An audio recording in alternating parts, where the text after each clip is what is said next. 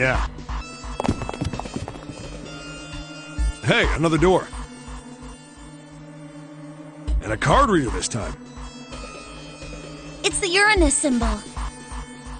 This is the place.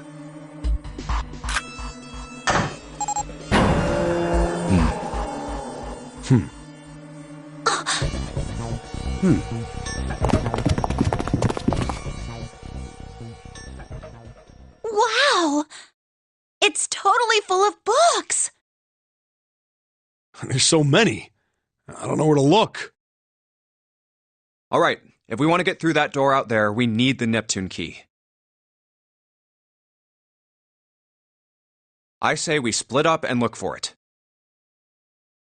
Okay. Very well. Sure thing.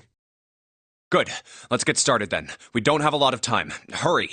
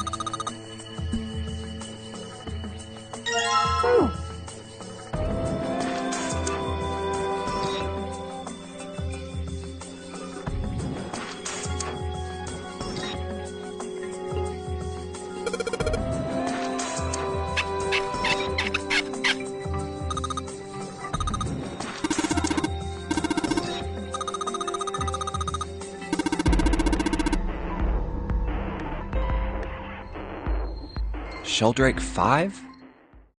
I think I saw the rest of this collection somewhere. Yeah, I think it was somewhere around here. Let's go take a look. Okay. Sheldrake. Have you heard of him? Sheldrake, I mean. Yeah, Lotus told me about him. There's a British biochemist named Sheldrake. He has a rather interesting theory. Morphogenetic fields. Really? From Lotus, huh? Well, Clover also said something to me about that stuff. She did? Yeah, what was it?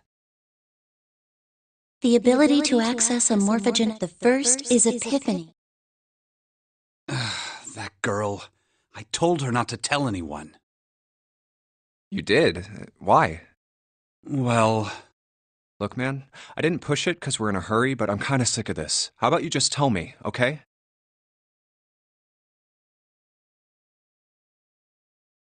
Tell you what? Don't give me that. About the experiment. Ugh. Very well, fine. I'll tell you everything. But not here. Let's move to the top floor.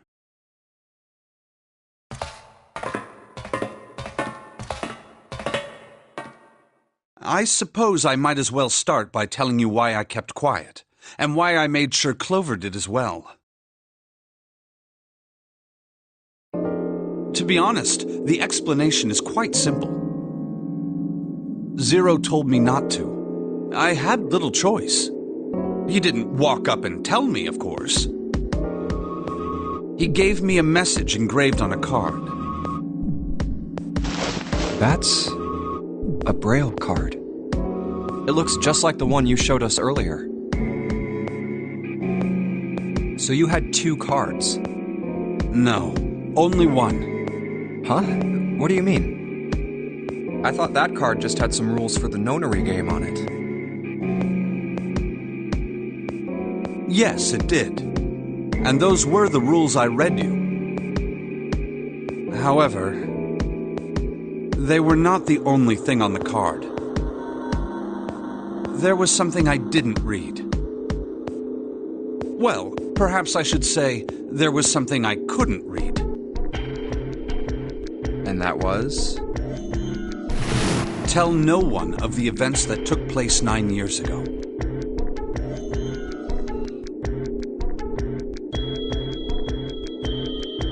Tell, and I activate your sister's detonator. It's a threat on our lives. Oh. Well, what about Clover? Did she get a message from Zero too? I don't believe she did. But doesn't it strike you as strange that Zero would shut my mouth, but not hers? Yeah. To be on the safe side, however, I told her it was best not to tell anyone. Still, apparently she told you, That girl. What's wrong with her telling me? I figured some stuff out with the things she told me. I mean, it looks like the whole activate her detonator thing was just a bluff. She's prancing around downstairs happy as a clam now that you're back. That's very true. I've decided I can trust you. I've decided to tell you the truth. The chance that Santa is 0 is very high. I feel I can assume Santa doesn't have the time to observe us at the moment. And at any rate, even if he were, I very much doubt he would kill us. Why? Clover told me about the 4-leaf clover, about the words. If he knew about that, then he was in my group during the first experiment. I'm sure of it. He wouldn't kill us.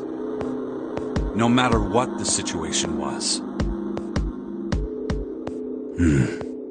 Hey, Snake? Yes, I know. You want to know what happened during the experiment. Yeah. How much do you know? Clover told me about...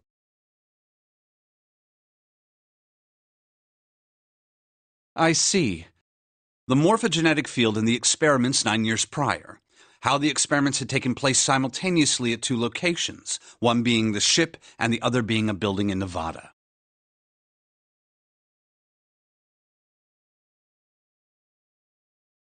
And the girl that died during the experiment. She told you all that, did she?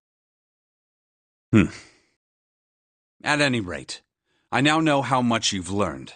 All that remains for us to determine is who did this and why, right? Yes. Can you tell me what happened? Yes. The people who organized the initial experiment were from a company called Cradle Pharmaceuticals. There were 4 of them running the show. Gentaro Hongo, Nagisa Nijisaki, Teruaki Kubota, Kagechika Musashido. Hongo was the CEO of Cradle Pharmaceuticals. Nijisaki was his right-hand man and did the lion's share of the planning. Kubota led the company's research and development division. Musashido was their majority stockholder. It was these 4 people who planned the initial experiment. Let me simplify it for you. Hongo designed it, and Nijisaki put it all together. Kubota developed the technology required, and Musashido provided the cash. So it's Hongo, Nijisaki, Kubota, Musashido... Of course, more than 4 people were required to conduct an experiment of this scale. To that end, they organized a top-secret team to assist them with their research. All in all, they gathered 10 people or so. Those 10 completed their team, and they were able to begin the project. They named it the Nonary Project. The purpose of the experiment was to research the prospect of controlling a human mind through sheer will. The vessel, I suppose you could say, for this control was the morphogenetic field. Why did the glycerin suddenly begin to crystallize? Why did the crystal structure of EDT undergo a sudden change? Why did the rats improve their puzzle-solving skills with each generation? Experiments with humans produced the same results. The more people who knew the answer to a question, the more there were who could answer correctly without having seen the problem before.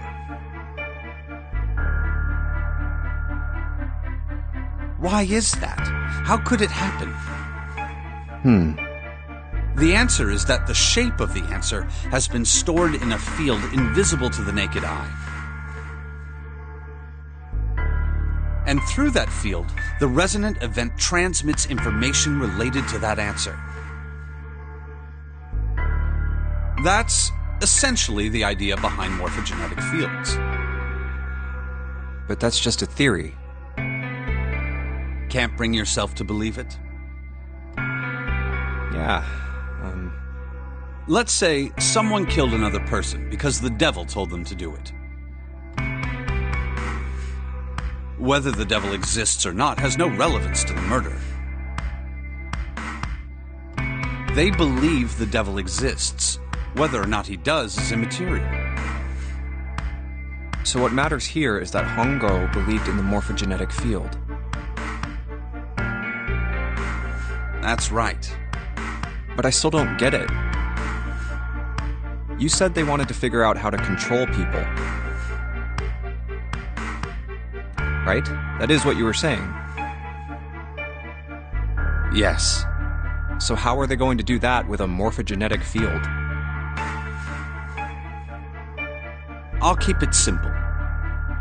Let's suppose 10,000 people have solved a certain problem. The chance of you knowing that answer, even if no one has told you, will go up. Let's have another example, shall we? Say 1 million people were to do a handstand right now.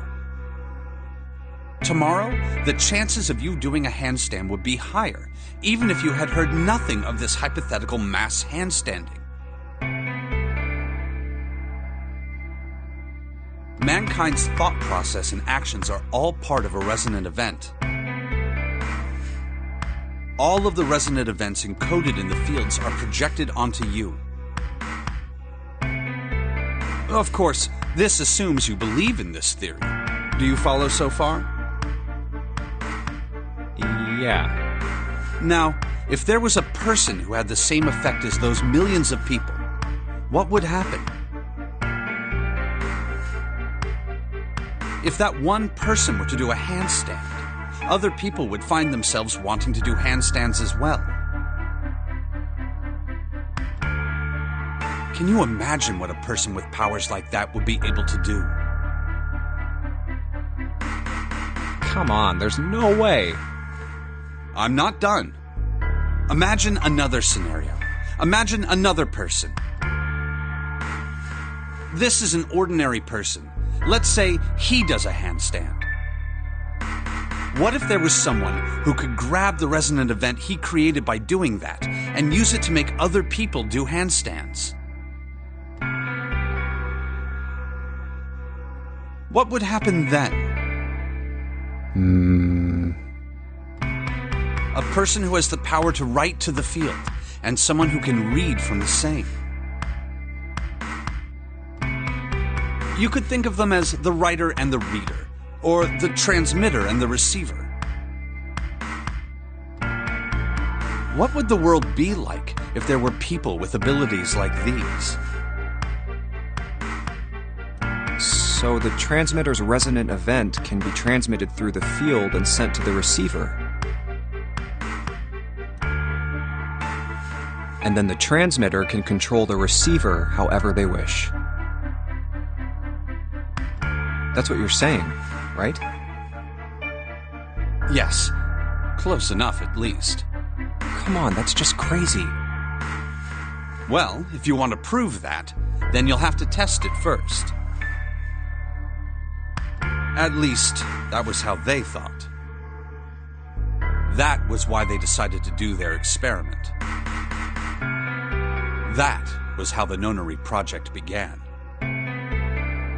By the way, Junpei, have you ever heard of the Gansfeld experiment?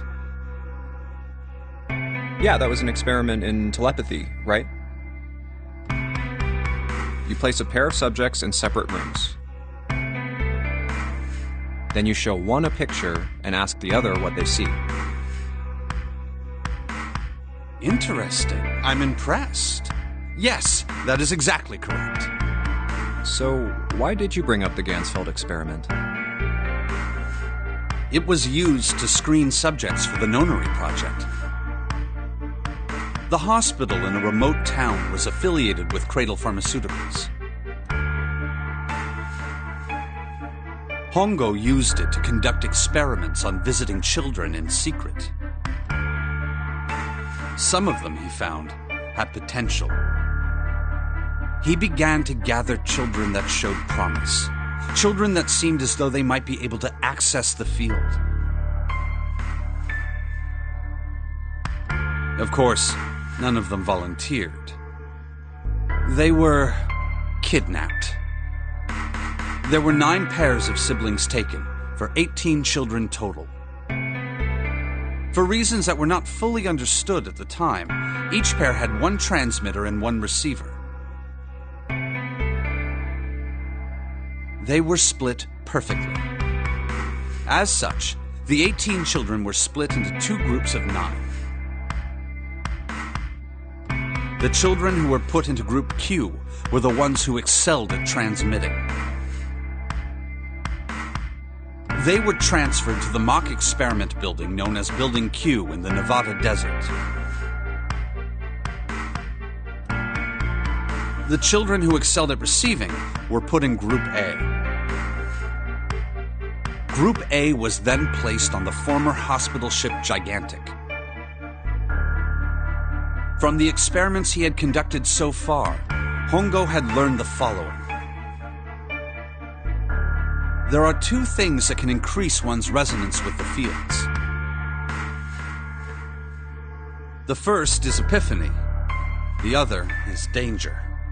Have you ever been faced with an especially difficult problem and thought about it very long and very hard until finally an answer suddenly appeared in your mind?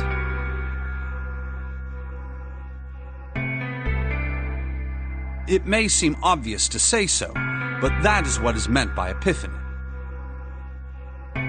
The information obtained through that epiphany can be easily transmitted through the fields, where it can be easily interpreted. Adding danger to that equation allows for even easier field access. That's where Hongo came in. They set up a number of puzzles across the Gigantic. The participants had to solve each one before they could move to the next room. Of course, he hadn't forgotten to include danger. He had detonated a bomb on the hull of the Gigantic. The children in Group A were forced to play the Nonary game as the ship sunk. By forcing the children into a life-or-death situation, Hongo hoped to increase the likelihood of their tapping into the fields. The children from Group Q, on the other hand, were confined to the mock experiment building, Building Q. Building Q duplicated the interior and puzzles of the Gigantic exactly. Every detail was exactly the same. Hongo explained the situation to the children in Group Q. Solve the puzzles you find throughout the rooms. When you have the answers, transmit that information to the children in Group A. If you succeed, they will be able to solve the puzzles and escape. But if you fail, then the Gigantic will sink, and your brothers and sisters will drown. Those were his orders. Do you know why the astronauts of Apollo 13 were able to return to Earth safely? It was because NASA had access to a replica of the Apollo 13 capsule. All of the equipment, the instruments, everything. All of it identical. Everything was just like the real Apollo 13. NASA was able to replicate the situation the astronauts found themselves in. By putting themselves in the same situation, they attempted to solve the problems the astronauts were dealing with. Once they found solutions, they reported their findings to the men aboard the actual capsule. That was how they were able to return safely. It was the same with the Gigantic in Building Q. The children from Group Q had to use the power of epiphany to solve the puzzles they found and transmit what they learned through the fields. The children in Group A, however, they had to access the fields to learn how they might advance to the next stage. That is the simplest explanation I can manage. Huh. Hey, Junpei, Snake! How much longer are you two gonna sit around on those bony asses? Get down here already! He's right. Let's go, shall we? We don't have much time. We need to get out of here, and soon. Hold it. There's one more thing I want to ask you. Are you sure that there were 18 kids?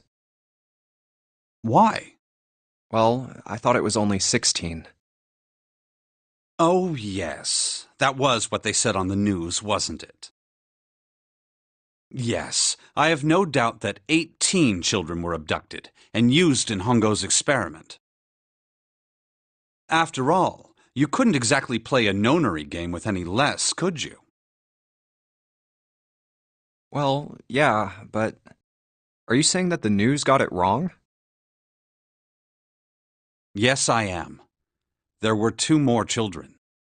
However, they had no relatives that I'm aware of. I imagine no one filed a police report when they went missing. They were brother and sister, like Clover and I. The brother's name was Aoi. The sister's name was... Her name was Akane. That was the girl who died. Akane Kurashiki died 9 years ago? Then, who is Jun? No. It's impossible. It can't be true. Akane isn't that uncommon of a name. If Snake had known her last name, that's a different matter entirely. So they share a name. A lot of other people do too. It doesn't mean anything. It was someone else. Of course it was. It has to be. Is something wrong, Junpei? Your breathing sounds strange. Oh, no, it's nothing. I'm fine. Let's get back down there, all right?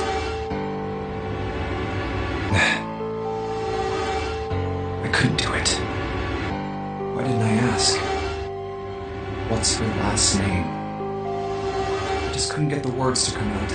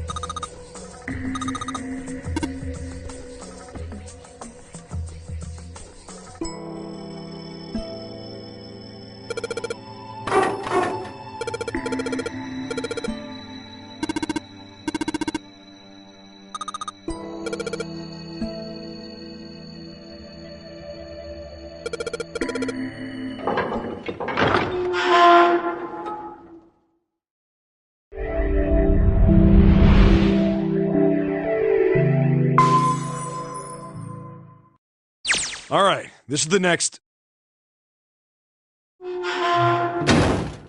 Ugh, the door! Did that just close on its own? Don't tell me we can't go back. I don't know. Let's see. Damn it.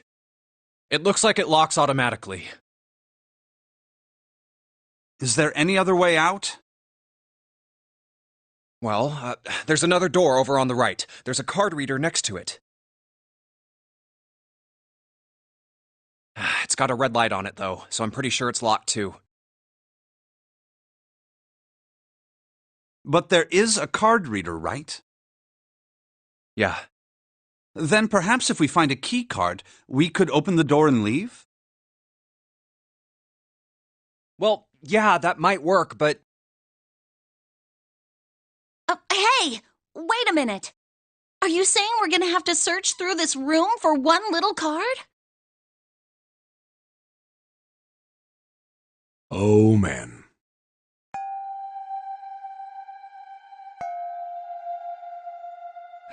Looks that way. No way! For real? Well, we can sit down and wait to die, if that's what you prefer. I rather doubt that, however, so it would be wise to start looking. We haven't much time. Let's find that key card. Oh, and the Neptune key as well. We won't be able to get through the hallway without it.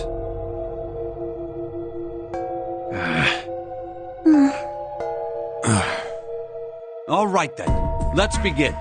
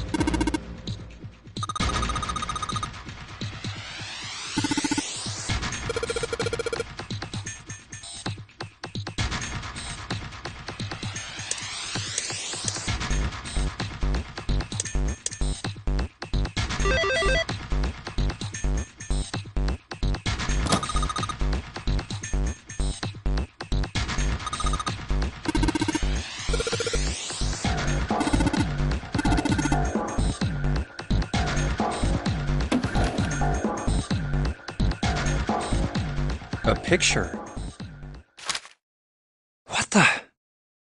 What the hell is this? This man with a mustache on the right. He's the same guy we found murdered in the captain's quarters. He had the zero bracelet on his left arm. And this second man, with the glasses and a doctor's coat. He's the ninth man, the one with bracelet number 9. He died after he went into door 5. But this guy, the one in the striped suit... Oh man, that's Ace. Yeah, I guess it is. No doubt about it.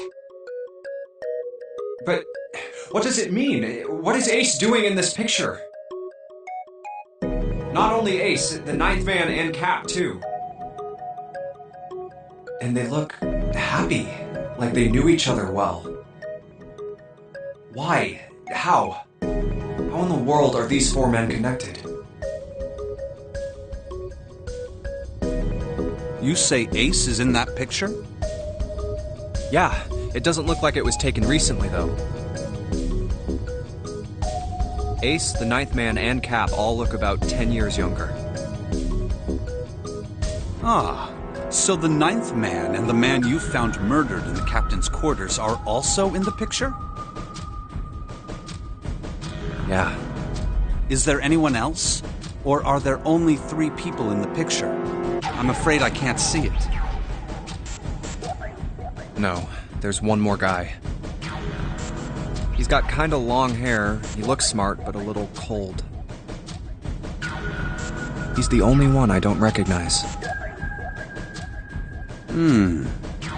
What's the date of the photograph? It doesn't have one. Did you look on the back? Back? Yes, the reverse. The other side. Huh. Praying for the success of the Nonary project. With Nijisaki, Kubota, and Musashido. Huh. Then the 4 men in this picture were the organizers of the Nonary game 9 years ago. That means Ace, the Ninth Man, and Cap were all responsible for making it happen. But I feel like I should be more shocked about this. It's almost as if that's just how things were always supposed to be. Why? Why am I not surprised? Ace was the one in charge of the Nonary project, but why? Why am I so calm? It's like I already knew. Ah, of course. I understand now. Ace was the CEO of Cradle Pharmaceuticals. He was the one who invented the game 9 years ago. He was Gentaro Hongo. Ace is Hongo? I had my suspicions from the beginning. Their voices were similar. Too similar to be a coincidence. I could never forget his voice. It was the voice of the devil. I couldn't be sure, though. After all, I had no way to check. I certainly couldn't ask him. Even if I had known, however, I would never have told you. Zero made it quite clear what would have happened if I did. Oh my gosh, I had no idea. Huh? I didn't know that Ace was Hongo. Oh, yes. I suppose you wouldn't have. 9 years ago, you were in Building Q in Nevada. But Hongo was in the Gigantic with us. I know. That's why I didn't know what Hongo looked like. But why? Why didn't you tell me? I mean, I'm your sister, right? You could have told me. I'm sorry. I apologize for keeping this from you. But if I'd told you, Clover, you would have told everyone else. And if you did, then I would have been forced to tell them about what happened 9 years ago. I had to prevent that. Hey, Junpei, you think I could borrow that picture for a sec? Sure. Hongo, Kubota, Nijisaki, Musashido. Hongo, Kubota, Nijisaki, Musashido. Hongo, Kubota, Nijisaki, Musashido. Hey, Seven, do you... Shut it! Just be quiet. I'm this close to remembering. This close. Hongo, Kubota, Nijisaki, Musashido. Cradle Pharmaceuticals. Nonary project. Shit. What? What's wrong? Holy shit, this is nuts. What's nuts? I remember Remember what? everything. Everything? Yeah, I remember all of it. My memory's back! I remember what happened before I got snatched! What? Let me tell you what happened. Like Snake said, Ace is Hongo. From the right, the other three are Musashido, Nijisaki, and Kubota. Musashido was the man with the cash. Nijisaki was Hongo's right-hand man, and Kubota developed the actual technical details of the experiments. How do you know all this? Come on, man, I told you, I finally got my memory back. No, that's not what I mean. I'm trying to ask you why you knew all this stuff in the first place, before you forgot it. You really want to know? Of course. Me too. This is gonna take a while. Hell, it'll probably take me a good 3 days to tell you everything. Well, we don't have 3 days. Just give us the short version, all right? Short version, huh? Alright, fine. I'll give it a shot. No promises, though. I'm a detective. It's a little awkward to say this about myself, but you could probably consider me a lone wolf type. I hold to my own code, as I think doing what's right is more important than doing what you're told. That's why I followed my gut that night. A slim lead brought me to the wharf. It was 9 years ago. The wharf had been cold as fuck, and I could barely see squat. I was investigating a mess of kidnappings, all of them children. It all had one thing in common. A history of visits to one particular hospital. A hospital under the management of Cradle Pharmaceuticals. My investigation had turned up evidence that Cradle had been involved in the kidnappings. After a little sweet-talking, I managed to finally get a real lead from someone inside Cradle. My source told me this. Tonight, a ship is set to take the children to a large passenger liner docked offshore. So I headed to the wharf. In the shadows, I searched the harbor until I found the ship he was talking about. There was a bunch of movement near it. Men in black suits, many of them carrying large bags. Bags. There was something about the way they moved as they were carried. No doubt about it. There were human beings in those bags. I moved before I realized it. I came out of hiding with my gun already in my hand. Don't move. I felt metal touch the back of my head. Drop the gun. I could kill you right now. It'd be easy to get away with it, too. Just tie an anchor to your feet, and no one will find you for a week. That what you want? The fish here would love a meal. He kept digging the cold metal thing into my skull. There was nothing I could do. I did what he said and laid my gun on the ground. Then suddenly, there was a sharp pain in my neck. A drug? That was my last thought. My face hit cold concrete. I was out like a light after that. I woke up on a hard floor. Damn it! Shit, my head hurts.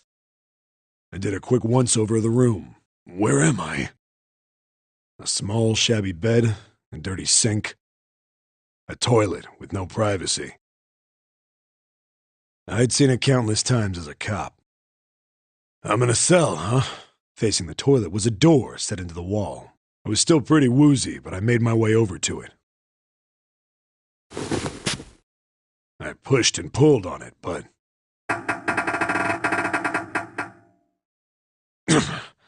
it won't open. Not like I expected much else. It would be dumb enough to put me in a cell and leave it unlocked. Threw myself against the door a few times, but it wouldn't budge. I knew it.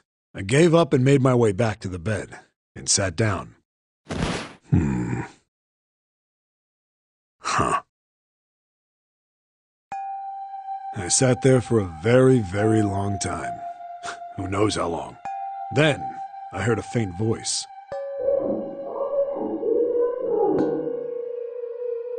The voice was far away. I couldn't understand what it was saying.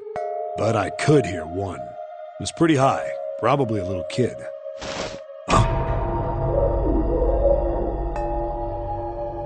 No, it was several. I hear 5, or 6, maybe more. Where? Where are they coming from? I pressed my ear to the wall and tried to listen through it. No, that's not it. Left. It's coming from under the bed? I hauled on the metal frame and flipped the thing over. And there it was. The bed had hidden an air vent under it. The hole in the wall was covered by a metal grate. I dropped flat on the floor and peered through the grate. I couldn't see shit, but I knew it in my gut. This was where those voices were coming from. Hold on. Why are there kids here? But then what my inside man told me popped into my head. Tonight, a ship is set to take the children to a large passenger liner docked offshore. Whoa, whoa, whoa. Am I on that ship? It didn't matter. All I knew was I had to get to those kids. I checked out the metal grate. Could I fit? I stuck my fingers in and grabbed it. And then...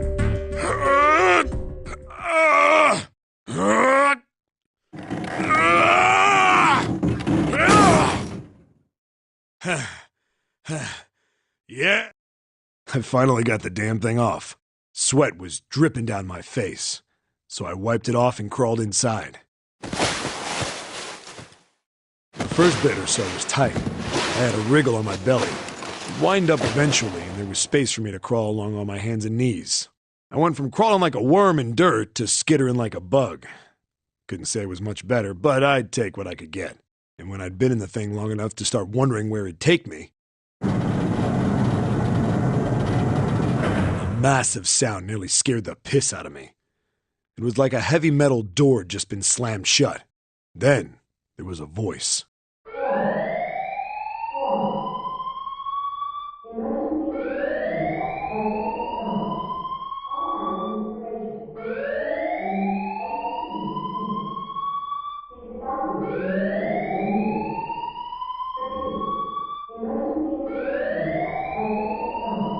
What?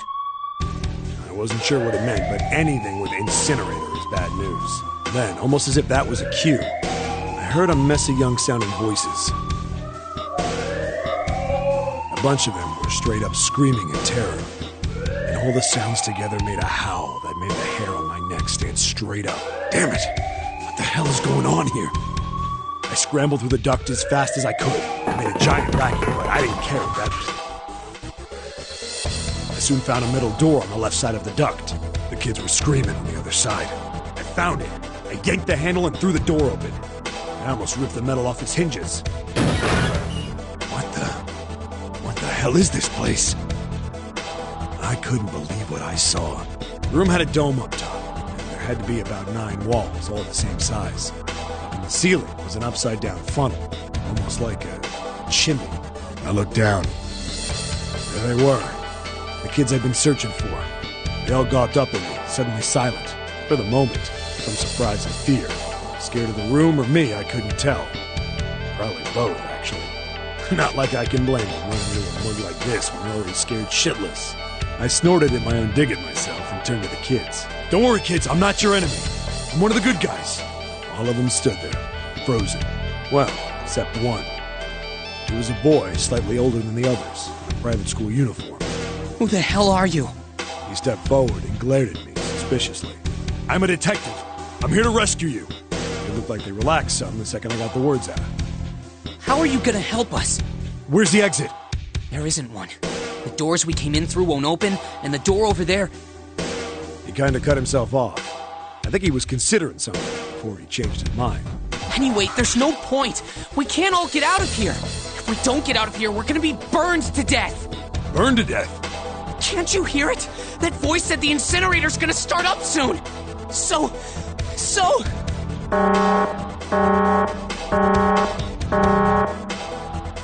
The voice spoke again. Incineration will begin in 15 minutes. They only had 15 minutes. I looked back down at the kids. Looks like a good 20 or 30 feet to the floor. No way I could pull them up. Too big of a distance for any of us to reach. What the hell was I gonna do? But then I got an idea. Wait right there. I'm gonna be right back. What? Where is he going? Are you just gonna leave us here? They just got frightened again. I'm not the best at that kind of thing, but I tried to reassure them with a smile. Don't worry, all right? I'll be back, I promise. So just stay calm and wait right there. Got it? I didn't wait to hear them respond. There wasn't time. I had to hurry. Well, as fast as I could on his hands and knees. Didn't take me long to get back to my cell. Still no way out of there, but I had a plan. I needed something from the room. When I got it, I dove back into the hole and took off towards the incinerator. Then...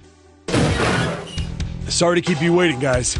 I tipped out the doorway and dropped down the rope I brought with me. Back in the cell, I'd torn the bed sheets into strips and tied them together to make a rope. It was sloppy, but it got the job done. All right, just tie that around yourself, okay? I'll pull you up one at a time. Right! Wait a sec. Something was off. There were more of you before. Where'd the rest of you go? The boy in the uniform answered. I let them go on ahead. We opened the number 9 door and they left. What? You're telling me you opened that door? That's what I said! Then what the hell are you doing here? We couldn't go with them. Why not? Look, the only people who can go through the numbered door... He was in the middle of explaining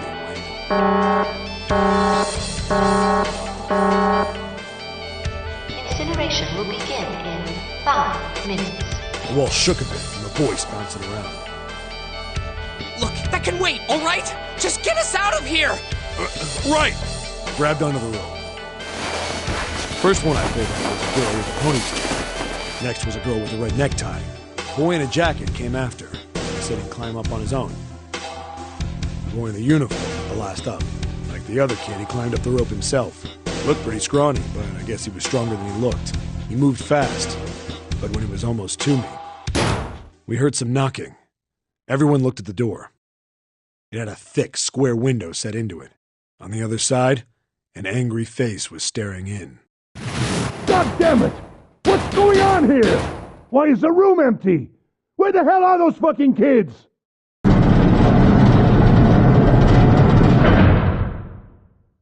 The door opened, and a man stepped in looking half mad with fury. I recognized his face. I saw him many times in photos during my investigation. The man's name was Gintaro Hongo, the CEO of Cradle Pharmaceuticals. Hongo saw the boy hanging from the rope. Yeah! It was like he was an animal. He lunged for the rope. Hurry! I know! The boy in the uniform booked it up the rope. You son of a bitch! Get back here, you little shit! 15 feet. 10. The second I could reach the kid, I grabbed him. I hauled him up and tossed him into the duct behind me. No! No! Hongo had lost it. His face didn't even look human. It was like the bastard pulled off his fake face. He was really a terrifying devil or some kind of damn monster. I quickly reeled in the rope, leaving a furious Hongo yelling at me from the floor. You fucking bastard! You won't get away with this! How dare you compromise this experiment! Experiment? What experiment?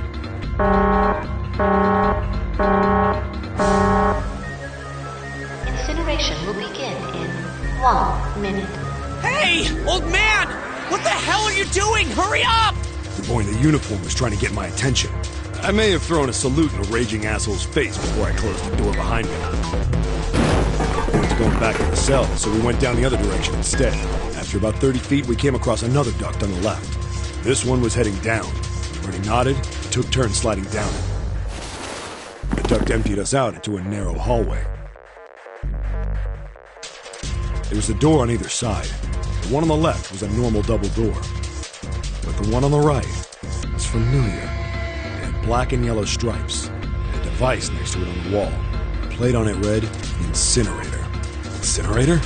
Yeah, that's where we were. It was the girl with the red tie who answered me. We were inside an incinerator? Yeah, Hongo might still be there. It looks like it's been shut off, though. Wait, what? If he's still in there... Yeah, that's not good. That meant we're better. We gotta get out of here. Go to the other door, hurry! The kids started running, and I was close on their heels. On the other side of the door was a large spiral staircase. Run! Didn't need to tell them twice. Up, and up. Feet pounded the steps. Our arms pumping fast. Moving round. The devil was on the tail. The stairway kept going. Past a couple of landings when the boy in the uniform suddenly spoke. Something's up. Akane's not catching up to us. Akane? My kid sister. The girl with the red necktie. Akane. That's strange. I didn't remember seeing that name on the list of missing kids. Hey! Akane! He kept his hands around his mouth and yelled.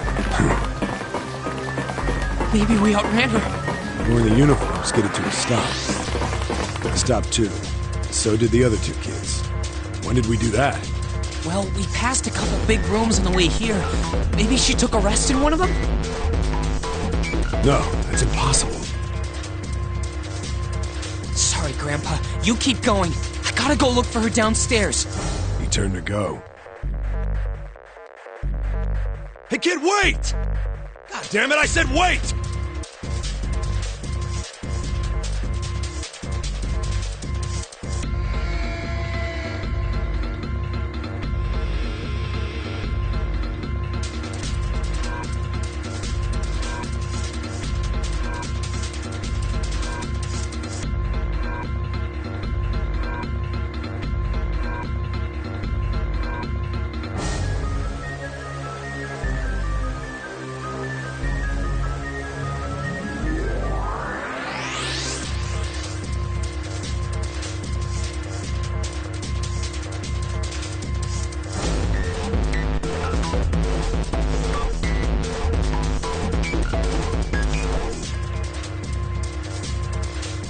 I don't think the kid even heard me. Fuck!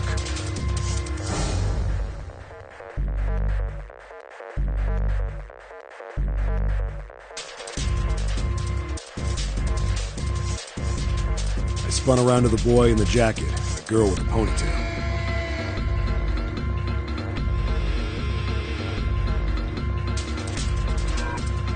I'm going after him. You two keep going, all right? You got it? The girl nodded and ran up the stairs. Boy. I'm going with you. I didn't have time to argue. I just nodded and took off down the stairs. I could hear him following me. We ran all the way to the bottom floor calling for her. Akane was nowhere. God damn it, where the hell did she go? I could tell the kid was frustrated. And then suddenly... Help me! Somebody help me! We heard a girl's voice. Akane! The boy in the uniform threw open the door and leapt into the hallway by the incinerator. We rushed in after him. I couldn't for the life of me believe what we were seeing. That bastard Hongo had Akane by the arm and was forcing her into the incinerator. Come on, goddammit, move! No, I don't want to! Let me go, please! Let go of me! She planted her feet squarely on the floor and was struggling to get away. But Hongo was bigger and stronger. She wasn't gonna win. Akane! My brother roared with anger and charged toward Hongo. Help me! Ah! You're too late, idiot! Hongo lifted Akane bodily into the air and threw her, still fighting him, into the incinerator. Ah! Before we could even blink, Hongo had leapt through the door after her. We saw him land inside. And then, the door slammed shut. We ran to the door. We did everything we could think of to get the thing open. But... Ah! Fuck! It's no use! The goddamn thing won't move an inch! He started slamming his fists against the door. He was close to shattering his knuckles with how hard he pounded on it. Akane! Akane! Are you okay? You came back! Her voice was muffled, but all of us could hear the sheer terror in it. What should I do? I think I'm trapped in here! Where's Hongo? He went out the other door! What? Warning. Emergency incineration command has been acknowledged. Automatic incineration will take place in 18 minutes. Please evacuate the incinerator immediately. Repeat. Emergency incineration command has been acknowledged. You fucking kidding me? the same damn thing! Are you there? Yeah, we're here. Just hang on, all right? We're gonna figure out a way to save you. His words would have seemed like a sick joke to her if she'd been able to see how white and bloodless his face was right then.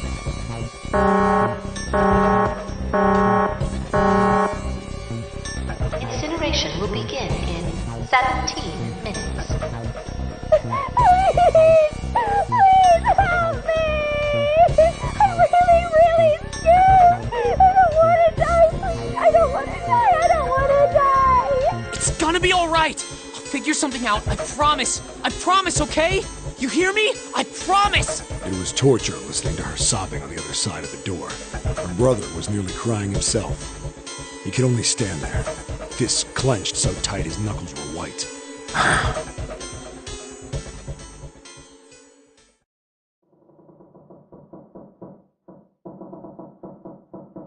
What happened then? Come on, man. Put yourself in my shoes. It doesn't end good. You think I want to remember that? Then... Yeah. Shit. If I'd known it was gonna be like this, I almost wish I hadn't remembered.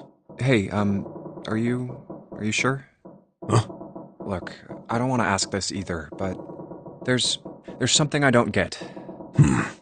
So if you could just tell me, did that girl, Akane, really... Yeah, I'm sure. There wasn't anything we could do. After a while, the countdown ended, and we heard something... burning. The fire stopped, but we still didn't move. Me and the jacket kid were frozen. The boy in the uniform collapsed as if he couldn't hold himself up anymore. A few minutes passed. The door opened.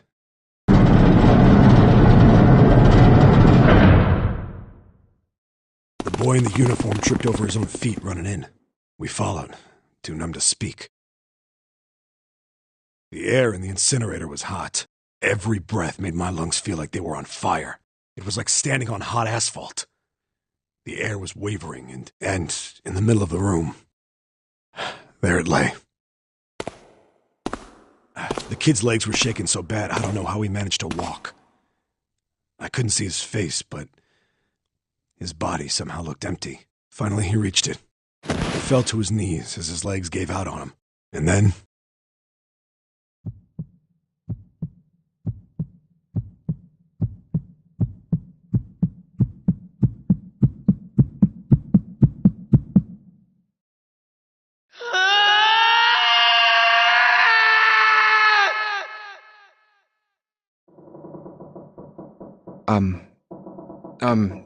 can I ask you one more thing? What's that? The girl, Akane. What was her last name? What does it matter to you? Just tell me, okay? Please? Kurashiki. Her name was Akane Kurashiki.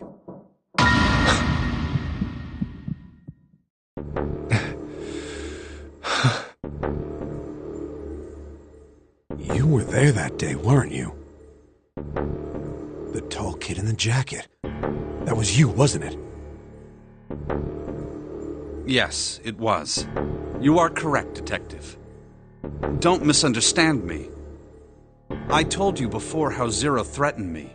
There was nothing I could do.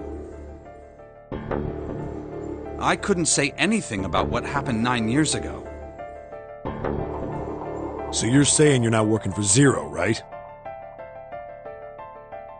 Of course not. Clover, what about you? Hey, come on! You really think I'm working with Zero? I told you before, you idiot! I was in Nevada, in Building Q. I did hear that a detective rescued the kids on the boat, but... I didn't know it was you! Well, I guess I believe you. All right, let me ask you another question. Santa's real name is Aoi Kurashiki. He's Akane's brother. You know that? No, I didn't. Did you? Well, yes. I know Aoi Kurashiki was her brother. But I didn't know he was Santa. At least not from the beginning. 9 years ago, he was in the middle of puberty. His voice is entirely different now. I'm ashamed to say that even my exceptional hearing wasn't able to make that connection. As such, I had no reason to think Santa was Aoi. When did you figure it out? Clover told me that Santa might have been one of the subjects of the initial experiment. It was only a short while ago, while we were leaving the library. When she told me that, I had a feeling. Santa is Aoi? Akane Kurashiki, Jun's brother? There's still a lot we don't know. I mean, like, a lot. But there is one thing I think we can say we know. What's that? The body we found in the shower room. It had to be Nijisaki, dressed up to look like Snake. What? Come on, man, what kind of detective are you? You didn't figure that out already? Hey, go easy on me, man. I just got my memory back, alright? Cut me some slack. Well, if he is, the 3 murders make sense then, don't they? Yeah, that's right. Murder. Kubota blew himself up, but that was murder too. So why did these murders take place? If Junpei is correct, and the body in the shower room was Nijisaki's, that means all of the people who were murdered were involved with the creation of the Nonary project. Kubota, the person who conducted the actual experiments. Nijisaki, Hongo's assistant. Musashido, the man who financed the project. You mean this was all just revenge? Santa is Zero. He's getting revenge for the death of his sister. That's why he killed them. No, I don't think Santa actually murdered anyone. If I'm right, then it's not hard to figure out who the next victim's gonna be, is it? I'm pretty sure I don't have to tell you. Yes. Yep. Right. The next target will be Gentaro Hongo. The person who planned the Nonary project. In other words, Ace. What? What the hell's going on here? It must be 6 a.m. Our time is up. Shit! Come on, we need to get out of here. How? I'm betting this sucker opens the exit. Come on, let's go.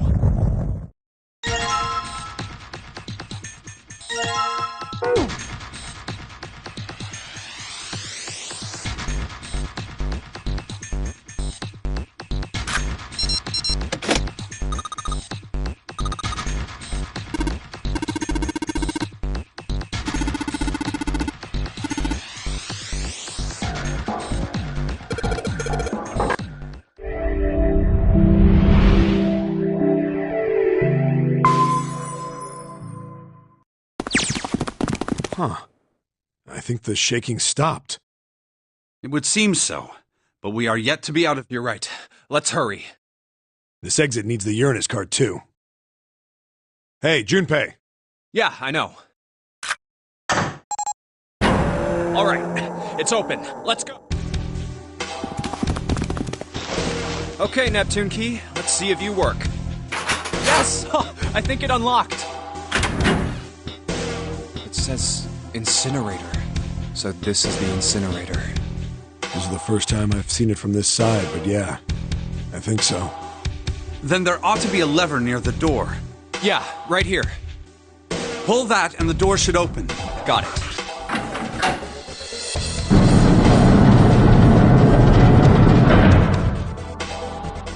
Let's go.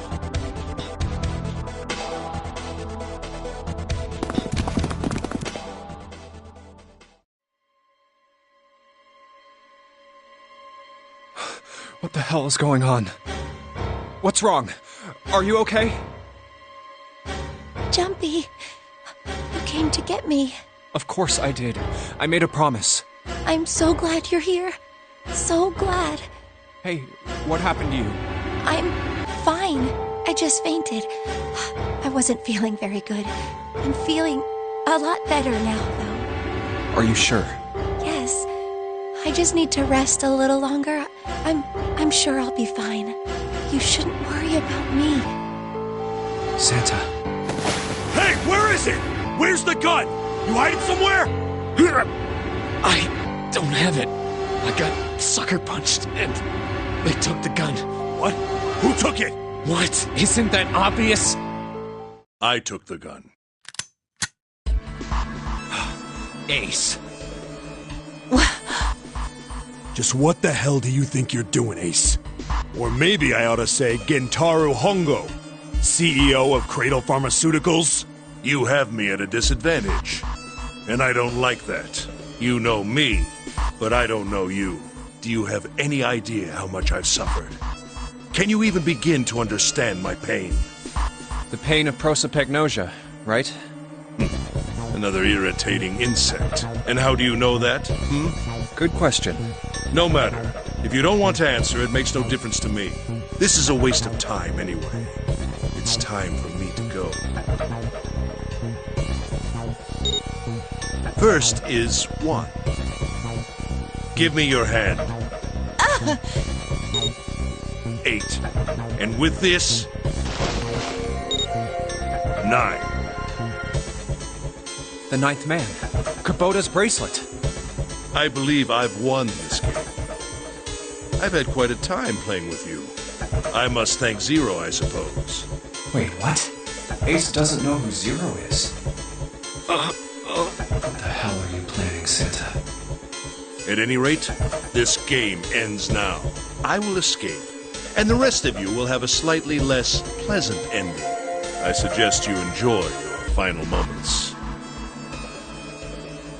Goodbye. Wait! What? Why isn't it opening? One more time. Now open!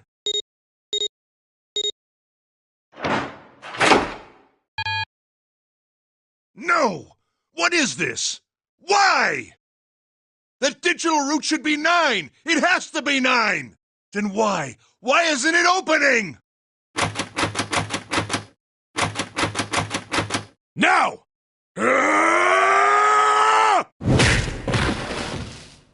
No! Ugh. Oh, that was close. Too close. Thank you, Seven. Don't mention it. Just one punch ain't enough for this piece of shit. After what he did 9 years ago, I ought to rip him to pieces. But if a suspect can't talk, they ain't much good. Once he's locked up in a cell, we're gonna have a little chat. 9 years ago? Then you must be... Yeah, you finally figured it out, dumbass. Oh. Ace, you killed Kubota, Nijisaki, and Musashido, didn't you? Wait, Nijisaki? Oh, right. You don't know yet. All right. We'll just go through them in order then. Let's start off with Kubota. You talked to Kubota and managed to convince him to go into door 5 alone. You killed him without making it look like you killed him. The way I figure it, you had 4 motives. 1. In the Nonary game, the number 9 is dangerous. Whoever had the 9 bracelet could join whatever team they wanted. Adding 9 to any number doesn't change the digital route, which means that number 9 could do whatever they wanted. You wanted to remove that threat as soon as possible. 2. You wanted the number 9 bracelet for yourself, so that you could make use of its power. In fact, you did use it in the murder of Nijisaki. 3. Even if his number hadn't been 9, Kubota was a problem. He knew your past. He knew what had happened 9 years before. You needed to silence him before he told anyone. 4. But last, and perhaps the most disturbing, you used Kubota as a test. You wanted to know how serious this Nonary game was. Was it truly life or death, or simply a harmless prank? You convinced him to break the rules so you could see what would happen. That was why you killed Kubota. But he was only the first. Next was Nijisaki. While everyone was off looking for the missing parts for the Reds, you ran into Nijisaki near the big hospital room.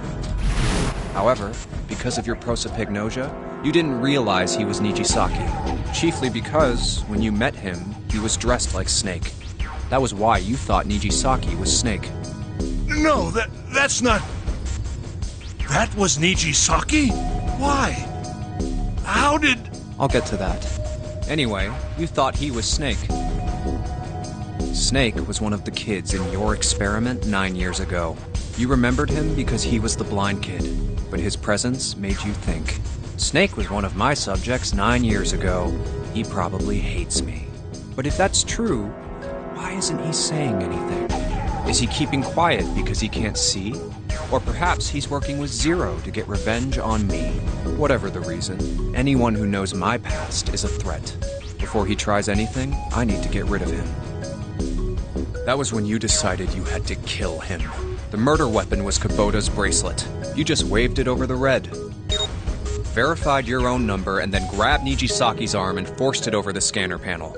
Then, when the door opened, you kicked him in. 9 seconds later, the door closed. And then 81 seconds passed. And poor Nijisaki was dead. Then you mean to say... Snake is still alive? Sorry to disappoint you, but I'm as good as new. Thank you for killing the wrong man. But I can't say I like knowing that you wanted me dead. Although, to be honest, even if you hadn't tried to kill me, I would still hate you very much. Well, I wouldn't blame you. Last but not least, let's talk about Musashido's death. When Clover and I were investigating the chart room, you came over to talk to me. Do you remember what you said? Oh, a pocket watch. Might I take a look at it? I handed it to you, and you left the room. You had been in charge of the Nonary project. Of course you would have known the solution to every puzzle, which would mean that you also knew how to get out of the wheelhouse. All you had to do was place the watch in the indentation on the door to unlock it. With the door open, you could enter the captain's quarters. Musashido was there. Conveniently placed next to him was an axe that practically begged you to kill him with it. You picked up that axe and buried the blade deep in the other man's chest. One blow was all it took, and then you returned to the chart room as if nothing had happened. There was something I wanted to speak with you about, Junpei. Could you come with me for a moment? I had no reason to say no, so I followed you to the wheelhouse. When we stepped inside, remember how you slipped your hand into my vest? You pulled out a piece of paper, the one I used to cheat during the vote. But that wasn't really what you were after. Your true purpose had been to slip the watch into my pocket. It wasn't a very good plan. Had way too many holes, and someone saying the wrong thing could have brought it all down around you. You must have been desperate. But what made you willing to risk it all to do it? Ace, Musashido's murder is the only one I don't understand. You obviously did it. But why? Because of this. What's with the paper? Just read it. Let's see. Number 1. There are 2 ways you might survive this ordeal. The first is to win the Nonary game. The second is for you to confess your sins of 9 years past. I have prepared a camera in the captain's quarters. The images captured by that camera will be streamed through a satellite and distributed across the world. Simply look into the camera and repent. Once you have confessed everything, I will release you from this ship. To make your confession more credible, I have left you a witness in the captain's quarters. Perhaps he will confess with you. The decision is yours. Do as you please. Zero. When I awoke in that room on D-Deck, I found that in my pocket. That was why I chose door 1 when we voted. If I went through that door, I knew I could get to the captain's quarters. As you said, I knew how to enter the wheelhouse. My plan was to find the pocket watch before anyone else. If I could, then my alibi would be set. At least, that was the plan. Unfortunately for me, you got to it first. That sleight of hand was the best I could manage on short notice. You meant to kill him from the beginning then? Musashido, I mean. I only knew Musashido was the witness after I reached the captain's quarters. I asked him, and he answered. He seemed groggy. Perhaps he had only just awoken from sedation. I suppose Nijisaki was in much the same state. He seemed confused and disoriented when I encountered him. But yes, you are correct. I intended to kill him from the beginning, even though I didn't know who he was. I proceeded to the captain's quarters in order to remove this so-called witness. Ace, you figured it out, haven't you? You were being manipulated. Yes, so it would seem. I was little more than a puppet, in many ways. Everywhere I went, everything was already prepared. The Reds in the large hospital room were dismantled. Nijisaki was dressed like Snake. There was an axe in the captain's quarters. Musashido was delirious from the anesthetic, so he couldn't fight back. Nijisaki as well. In retrospect, I can't understand how I could have fallen into such a simple trap. But yes, this was a trap. It was Zero's trap. And I fell for it, hook, line, and sinker. I did everything he wanted me to do. Yeah. By manipulating you, Zero was able to kill 3 people and keep the blood off his own hands. All of this was revenge for what happened 9 years ago. That's why this Nonary game happened. Am I right, Santa? Huh? What the hell are you talking about? I don't know any... Ain't no point trying to play dumb anymore, Santa. Actually, I guess I should call you Aoi Kurashiki, huh? My memory came back to me, kid. You're Aoi Kurashiki, no doubt about it. Never thought I'd be back in this room talking to you. But hey, I guess this was all part of your plan, right? After all, the person who planned the Nonary game this time around was Zero, and Zero's you. Looks like you really do have your memories back, huh? Well, I guess there's no point in hiding it then, huh? Yeah, you got me. I'm Aoi Kurashiki. I was one of the kids in the Nonary game 9 years ago. I made it out. So did Snake over there. But there's one thing... Nah, I guess there's 2 things you got wrong. Number 1, I ain't Zero. What? Wait, what? Sure, I was helping Zero out, but I'm really more of an assistant, like a secretary. But an assistant's only an assistant. I didn't come up with all this. All I did was follow Zero's orders. Then, if you're not Zero, who is? Calm down there, Junpei. Didn't I say 2 things? You made one more mistake. Junpei, you just said, all of this was revenge for what happened 9 years ago. That's why this Nonary game happened. But that's not it. Revenge isn't the only purpose. There's another reason you guys were playing the Nonary game. To save someone. Save someone? Right. You were brought here to help my sister. To save Akane. What the hell are you talking about? Akane Kurashiki died 9 years ago in this room. I was there. I saw... What? What the hell? Where is she? Where's Akane Kurashiki? Ugh! Oh, my head! My head, it feels like it's gonna pop. 7! What the hell is going on? I don't know, I just... Oh! I swear to God, my head feels like it's about to explode! What was the Nonary Project? I'm sure you know already, but I'll tell you one more time. It was a project designed to test a particular phenomenon. And what was that phenomenon? For 2 organisms to communicate with one another in the absence of physical contact. The morphogenetic field theory. Could human beings use these invisible fields to exchange information? That was what this experiment was conducted to determine. There were 2 separate locations. One was the Gigantic, and the other was a building in Nevada called Building Q. The 9 children trapped in Building Q were faced with numerous puzzles, copies of identical ones on the Gigantic. They were told to send their answers into the morphic field set and transmit them to their brothers and sisters on the Gigantic. The transmitters were put in Building Q, and the receivers were put on the Gigantic.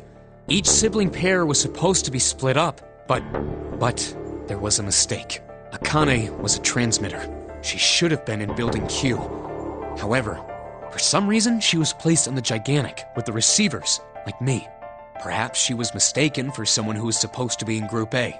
Whatever the case, Akane ended up on the Gigantic. I think I've told you enough. You get it, don't you? I'm pretty sure you know where this is going, Junpei. Where what is going? Don't play dumb. You know things you shouldn't. Things you couldn't. How did you know Ace had prosopagnosia? How did you know why Ace wanted to kill Kubota and how Nijisaki was killed? Were you surprised when you found out Ace was Hongo? And what about the coffin Snake was trapped in? How the hell did you open it? Well, that's...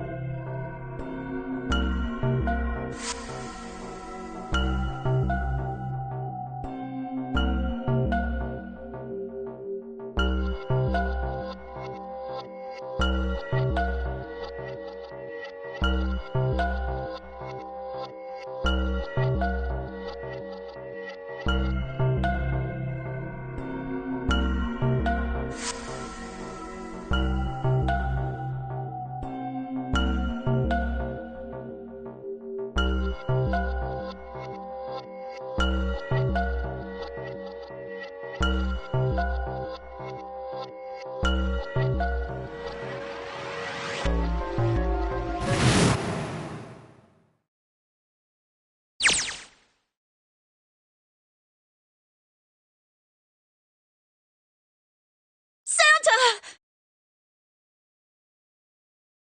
Freeze.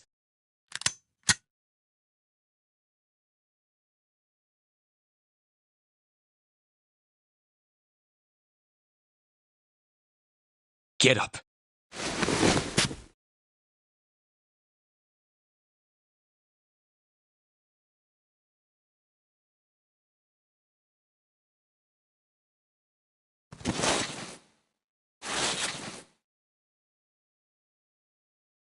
Hey, what's your plan, Santa? What are you doing? Didn't I tell you? I'm Santa Claus. It's time for me to go make a wish come true.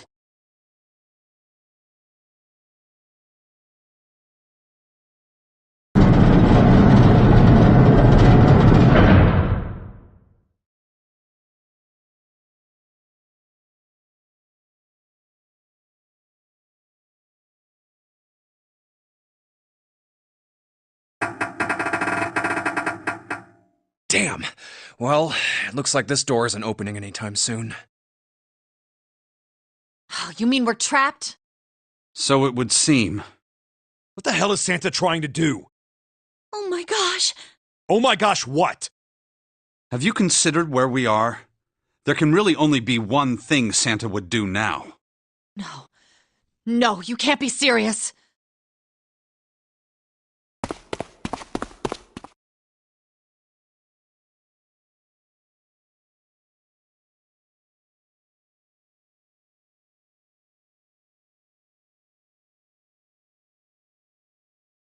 Junpei, can I borrow your pen and notebook?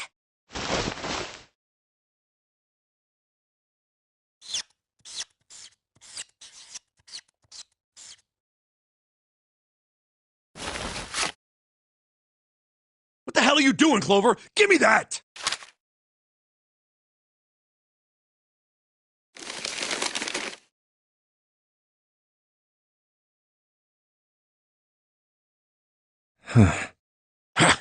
What? And there's no other way?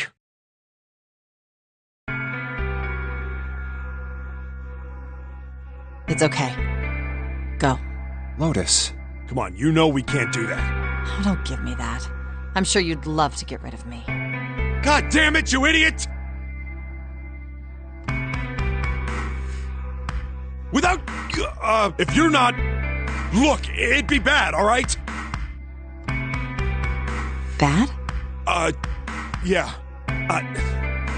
If there weren't assholes like you around, I'd be out of a job. Uh-huh. Look, I'm just not leaving you behind, alright? End of story. 7. He's right. I'm not leaving you either. Me too. You didn't honestly think I'd abandon you, did you? You're all idiots. That being said, however... I doubt we would be able to open the door anyway, even if we were to leave Lotus behind. Huh? Why? I trust you remember what happened to Ace? I couldn't, see exactly what happened, but I was able to guess what he was attempting to do earlier at the Red. Oh, yeah. No! What is this? Why? The digital route should be 9! It has to be 9! Then why? Why isn't it opening? Just to see. Why don't we give it a shot? Give it a shot. Yes, that is what I said.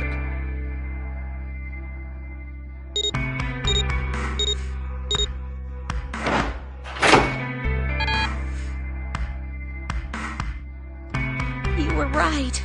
It ain't opening. But it did open 9 years ago. The digital route was 9 then, I'm sure of it. You think maybe they changed the settings? Perhaps.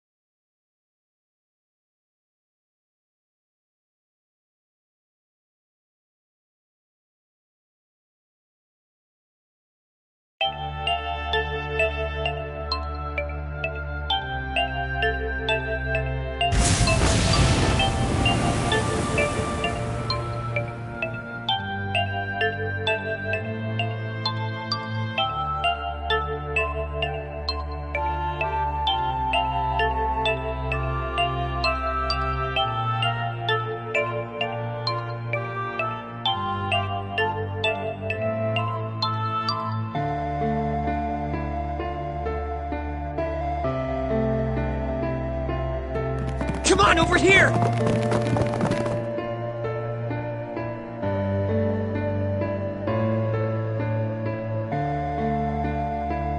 Come on, hurry up!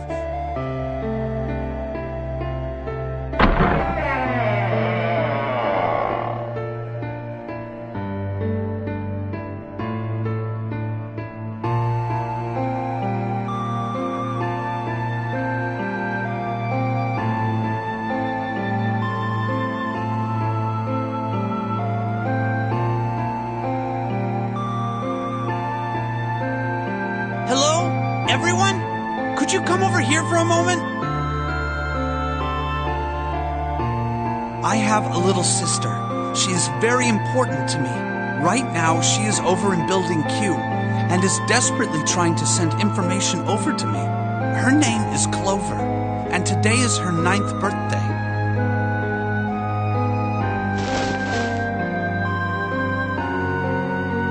I was going to give these to her as a birthday present. I was outside picking them when I was abducted. I'm sure I've already told you, but I am blind. For a man who can't see, collecting 9 of a very specific plant is, well, it is difficult. But my sister means a great deal to me. And I hope that these would show her how much I cared for her. Since it's her 9th birthday, I thought 9 4-leaf clovers would be appropriate. Every one of you has a brother or a sister in Building Q with Clover. For their sake, we have to survive. We have to get off this ship. Do you understand? If we're going to do that, there are 3 things you have to remember. We need trust and love, and we have to have faith in one another. If we can take all 3 of those to heart, then I promise that good luck will come our way. Did you know that the leaves on the 4-leaf clover mean faith, trust, love, and luck? Those words are leaf words. So if you believe what I've told you, and you understand, then I want you each to have one of these. They're a promise between friends.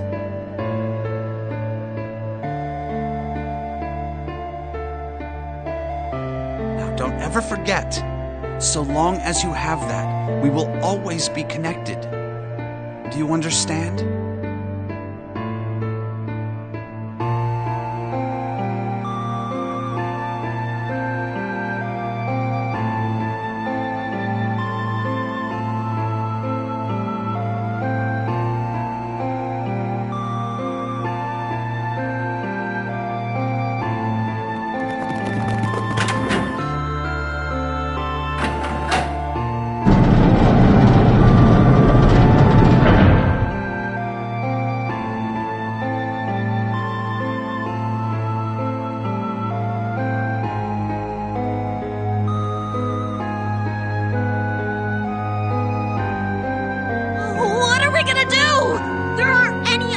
doors!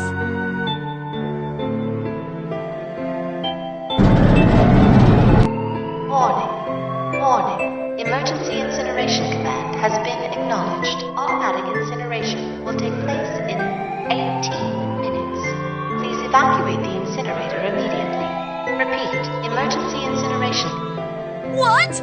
What's happening? What did that thing say? That didn't sound good. I think it means this room is gonna burn. Burn! The plaque on the door says incinerator, and that voice said that the incineration is about to start. And incinerate means to burn. No! Help me!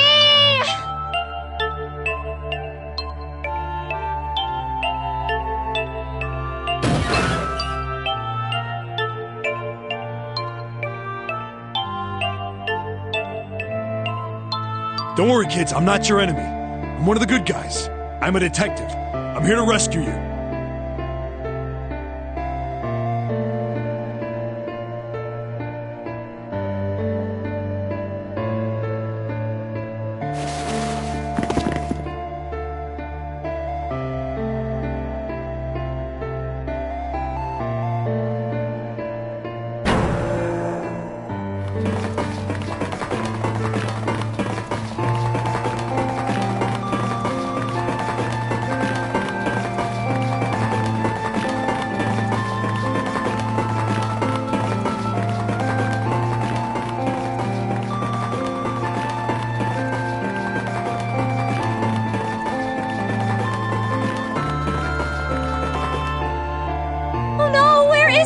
Did I drop Jumpy's present?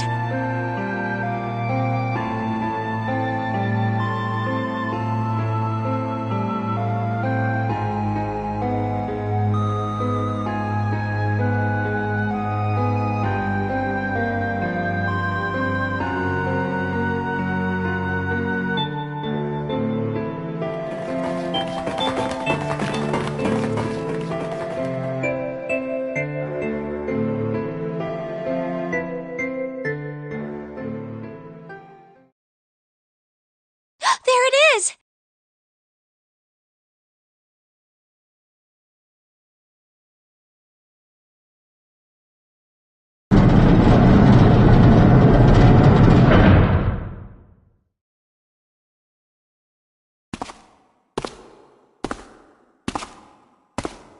Ah, how wonderful to see you decided to come back.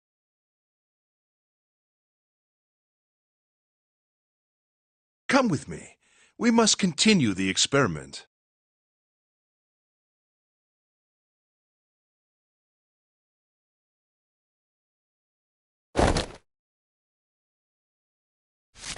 I said, come with me.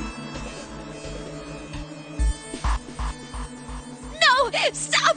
Let go of me! Let go!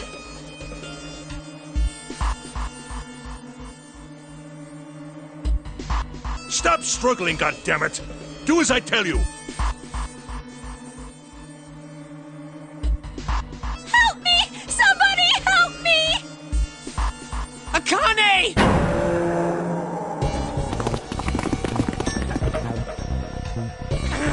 Akane!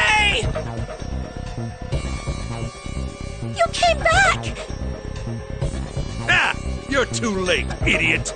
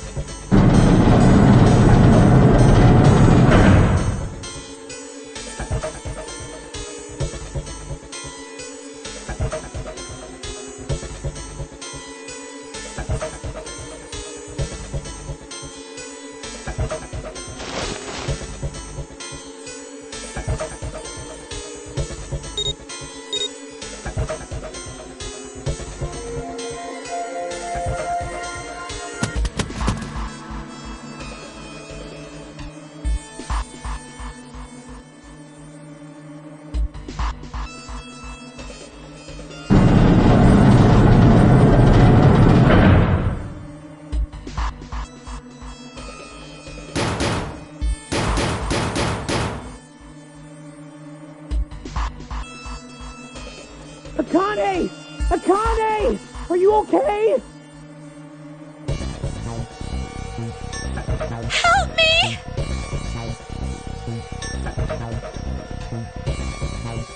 What should I do? I think I'm trapped in here! Where's Hongo? He went out the other door! What? Warning. Emergency incineration command has been... Incineration will begin in 18 minutes. Please evacuate the incinerator immediately. I knew it!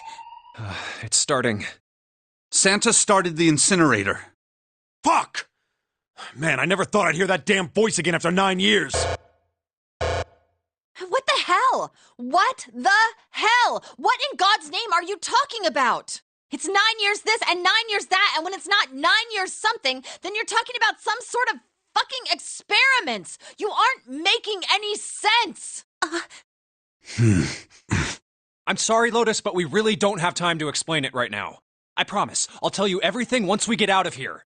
But... Incineration will begin in 17 minutes. You know what that means, right? Incinerate means burn! what kind of idiot do you think I am? I know what incinerate means. Well... God damn it! Okay, fine. I won't ask anything else. Talk about whatever you want. But you have to do something for me. 7, figure this out. What? Why me? Just shut up and stop this thing. How the hell? There has to be some sort of emergency shut-off button. There isn't anything like that. How the hell do you know? Because I looked for it 9 years ago.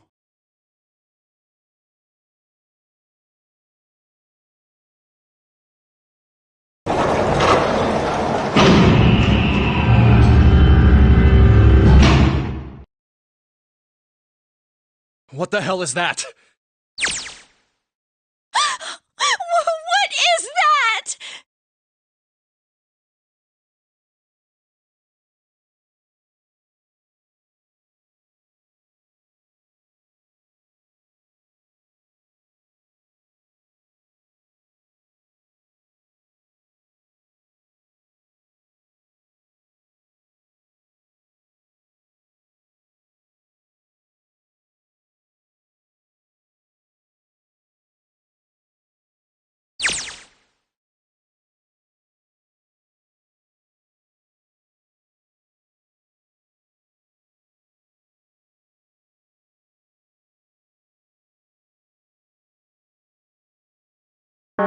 Incineration will be 15.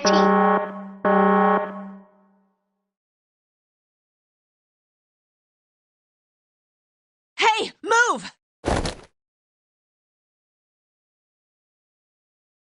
Okay, it's turned on. There's nothing on the screen, though. Oh, this is bad. This is really bad. If there's nothing on here, how are we supposed to do anything with it?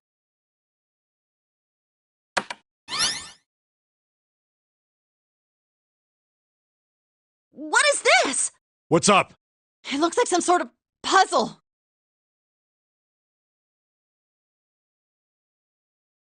Do you think that if we solve this puzzle... The incinerator will stop? Yeah. Well, we can hope, right?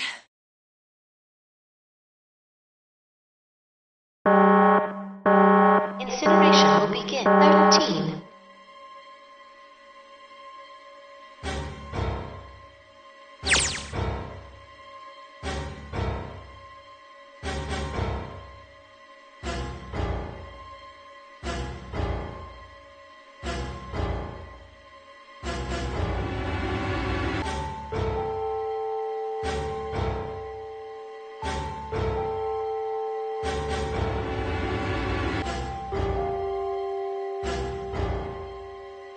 Hey, what are you doing?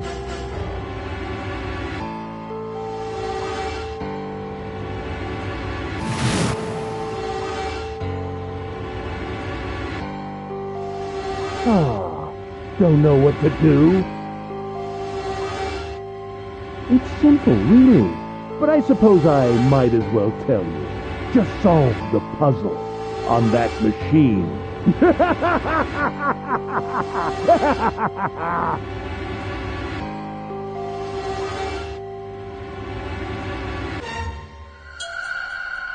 a terrible person! I hate you! Oh my!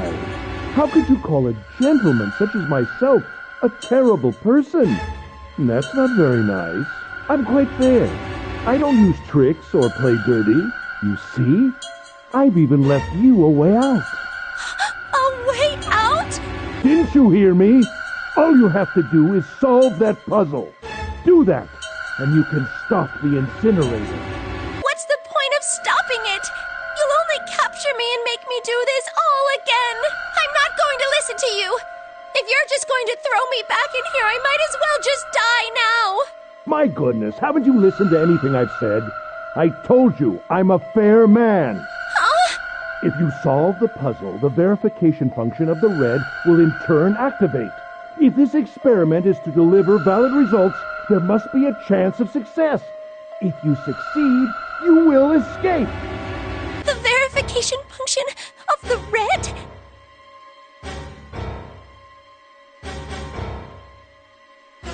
Ah, so you do remember. Right now there are two numbers in the red. The first is 1 and the second is 3.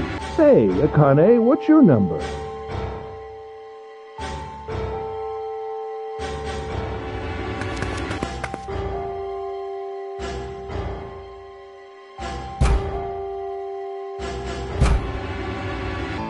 You really aren't one for listening, are you? I've already told you, didn't I? Once you solve the puzzle, the verification function of the red will activate. In other words, if you haven't solved the puzzle, you can't enter your number.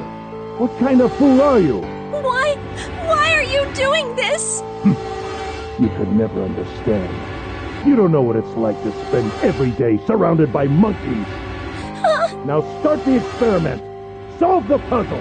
I can't! I don't know how! Of course you don't. Isn't that the point? You understand, don't you? Access the morphogenetic field and find the solution. I can't! Then you'll die. You'll burn alive. It's gonna be quite hot in there in a few minutes. I imagine it will be very painful.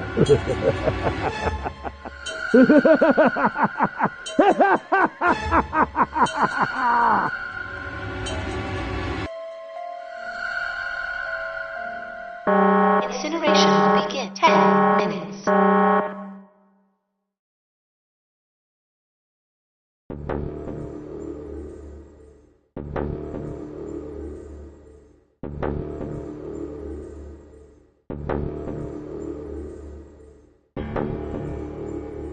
I can't. I just can't. There's no way. I can't figure this out.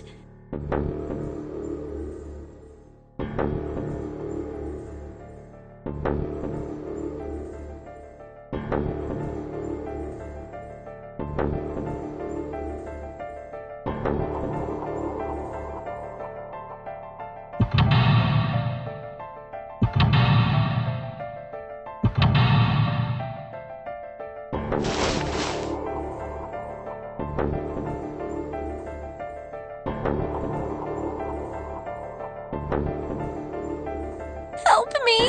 Jumpy! Help me! Help me! Help me! Jumpy! Jumpy! Jumpy!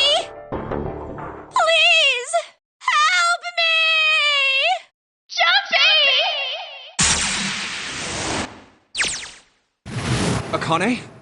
Akane! Who the hell is Akane? Shut up! Just shut the hell up!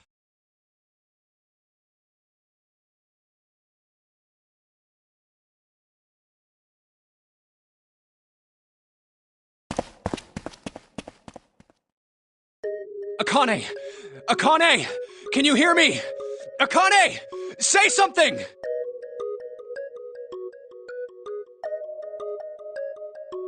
Akane! Answer me! Akane! Jumpy?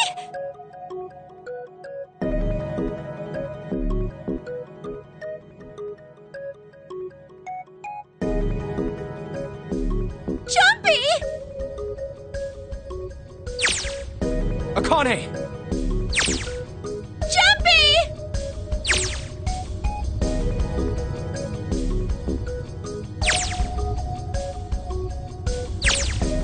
Akane! Akane!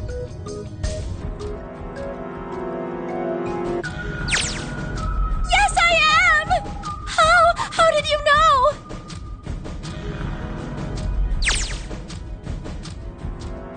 Right. There's only one way to help her. You were brought here to help my sister. To save Akane. Incineration will begin in 7 minutes. Jumpy, we don't have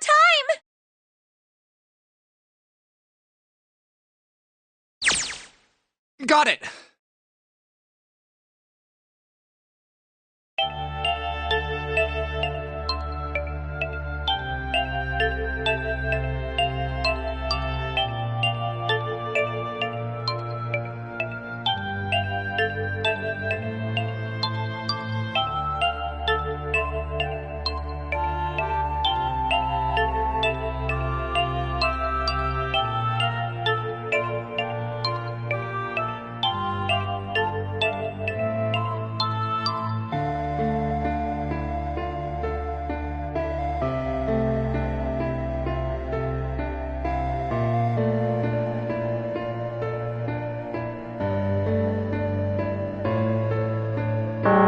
Incineration will be 6 minutes.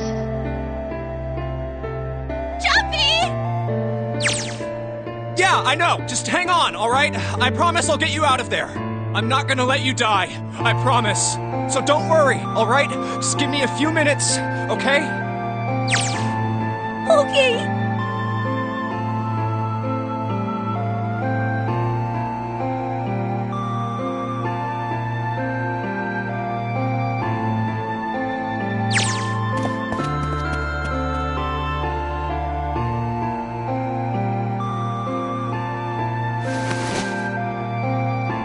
Hey, what are you... Just trust me, okay?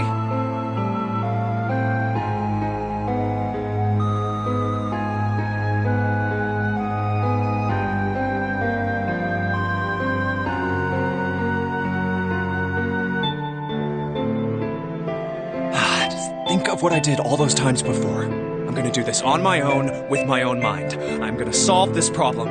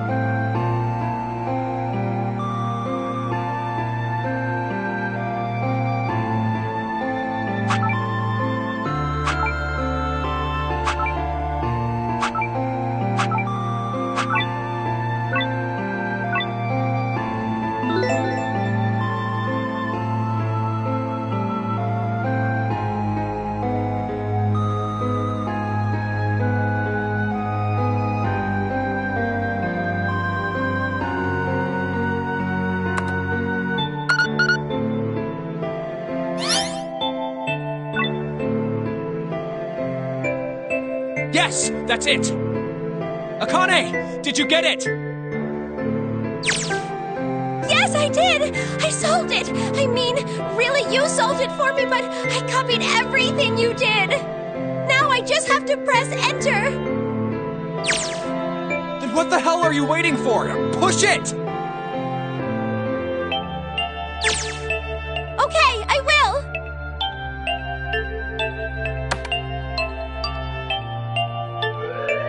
Emergency shutdown command has been confirmed.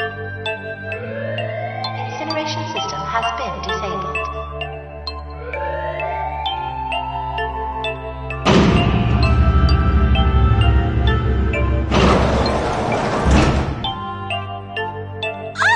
Jumpy! It worked! It worked! The incinerator shut down! It worked!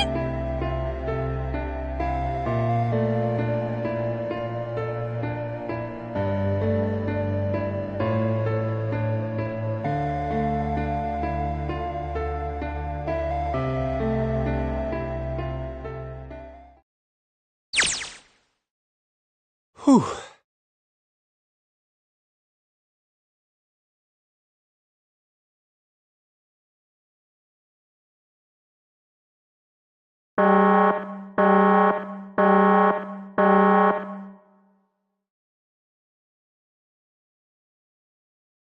Akane, sorry, but things are kind of busy over here. I'm gonna have to hang up now, okay? Oh, of course! That's fine!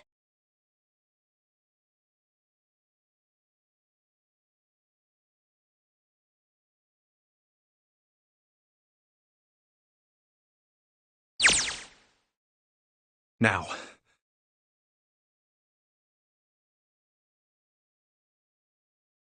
Junpei, are you... Okay? Shut it!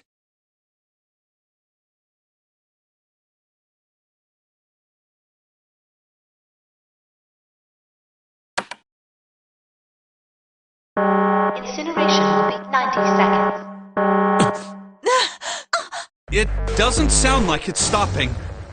What the shit? Why isn't it stopping?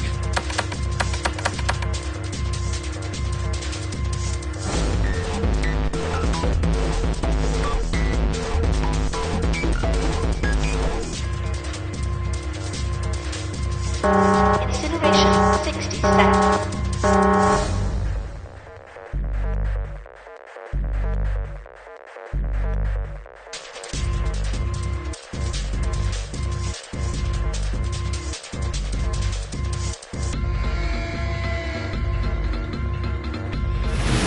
It is hidden, but an exit can be found. Seek a way out. Seek a door that...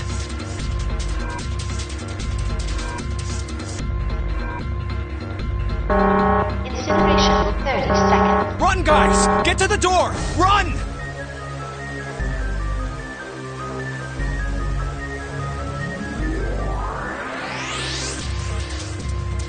Quick! Verify your numbers on the red! Verify? Who? What combination? All of us! We all need to verify! Why? You really think this is a good time to ask questions? Just do it! Incineration will begin 10 seconds. 9, 8, 7, 6, 5, 4, 3, 2. Central gate has been opened. Incineration system has been disabled.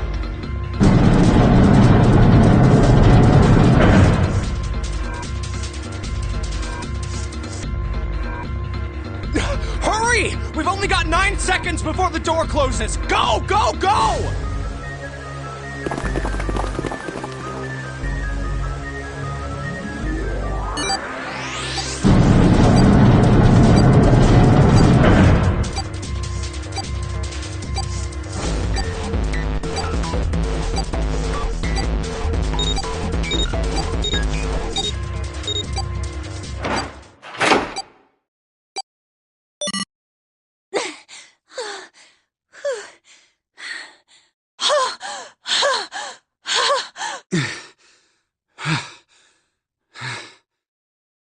Shit.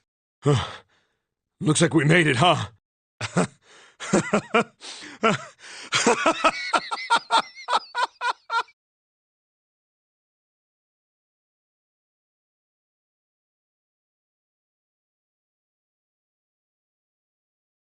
Akane?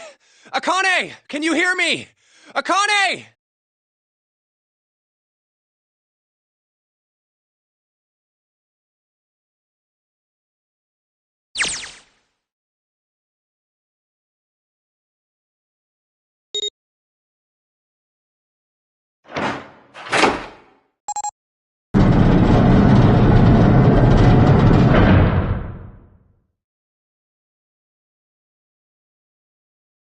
Akane!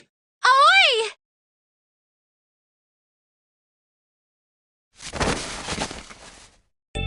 Oh, oi! Akane!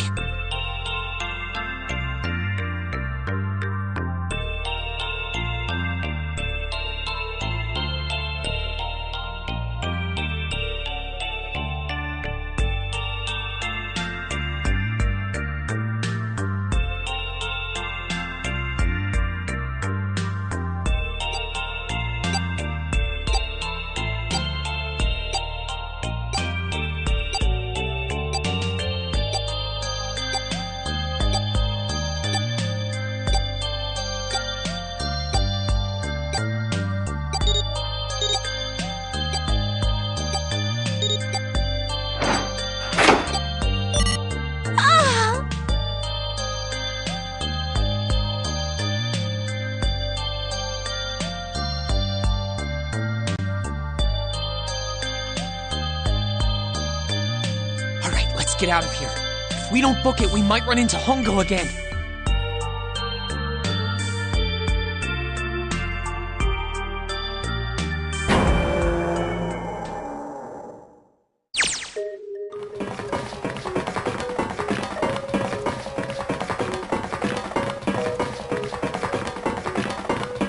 Hey, Junpei, can I ask you something?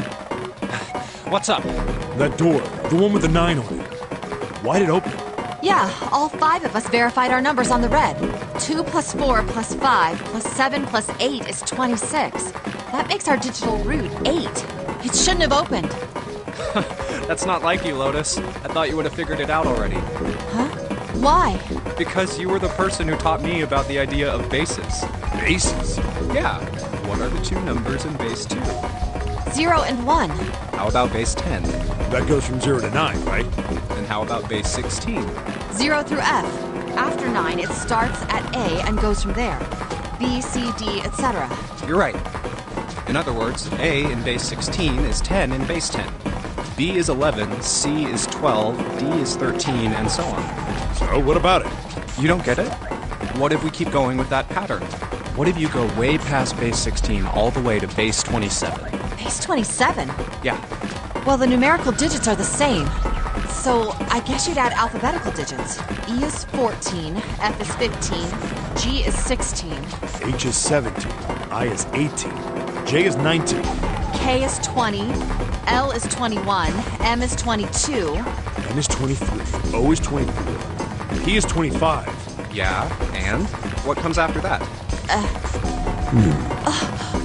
Q. 26! And what does that mean? Wasn't a 9 on the door. It was a Q! A fucking lowercase Q! Yep, that's pretty much it. I guess to put it another way, you could say that it was a 9 in base 10, but a Q in base 27.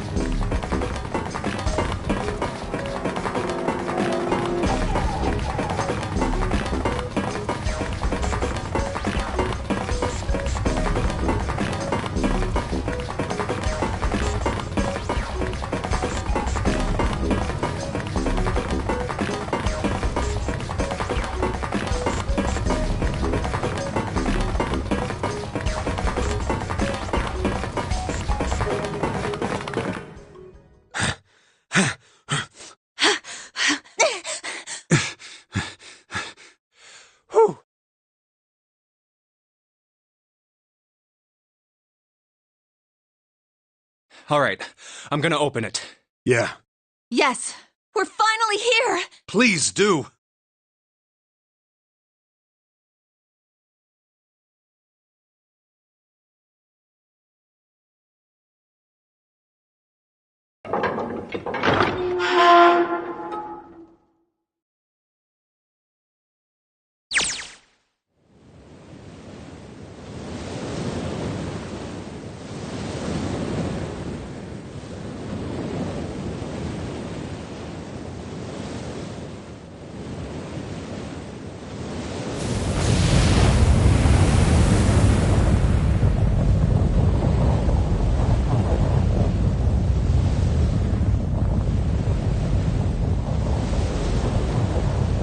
It's over.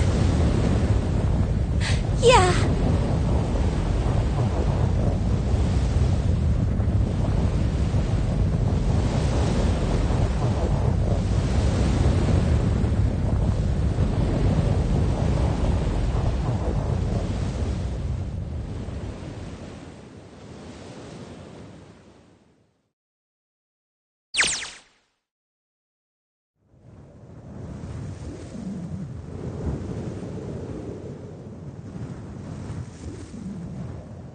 No way. What? It can't be. This is...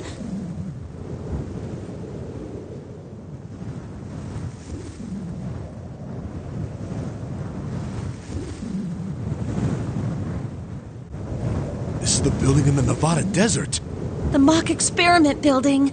Oh my god. This whole time we were in Building Q.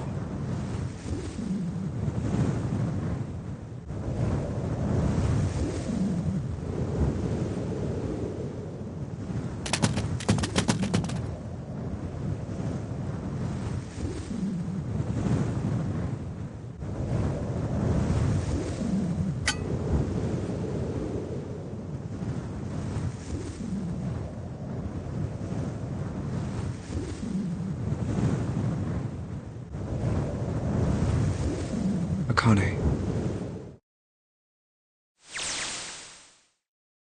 Jumpy!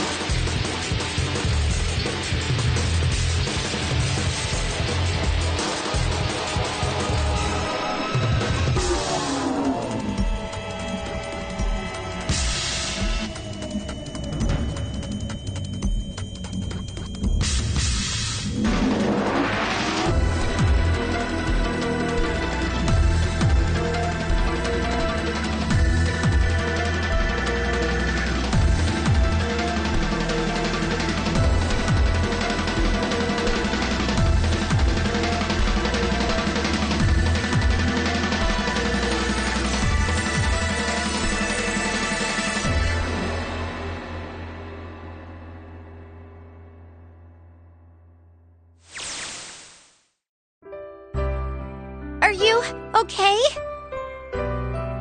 Oh, come on. This is nothing. Really? Yeah. You don't look okay.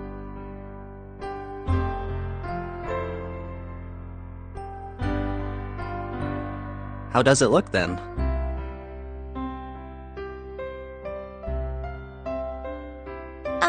Well, let's see.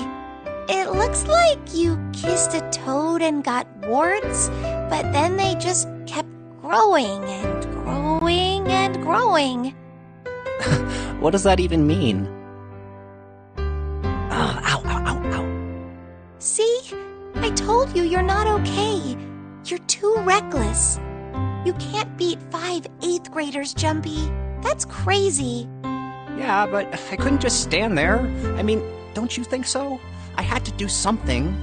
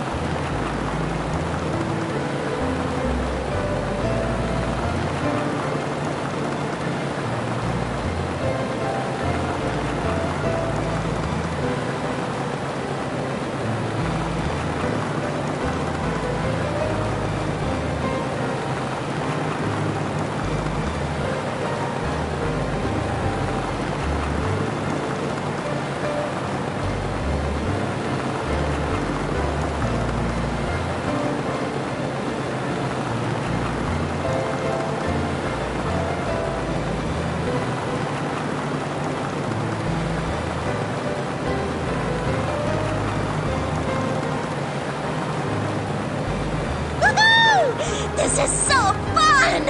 This is so awesome! Driving is so great when there's nothing around, and there's no speed limit. Hey, Clover, watch those bumps, all right? This car jumps even a little, and I think I'm gonna get crushed to death. Hey, shut it. I can't help if I'm big, all right? Suck it up. Why don't you drive, Seven? I'm a cop. I ain't gonna break the law. He doesn't have an international license. Yeah, but you could have sat in the passenger seat. Oh, hell no. There's no way I'm giving this seat up. And Clover, there's no need to slow down. The car Santa and June are in should be somewhere down this road ahead of us. Yeah, I saw some fresh tire tracks going out. There's no doubt about it. Then we've got to hurry if we want to catch them, don't we? Sure thing.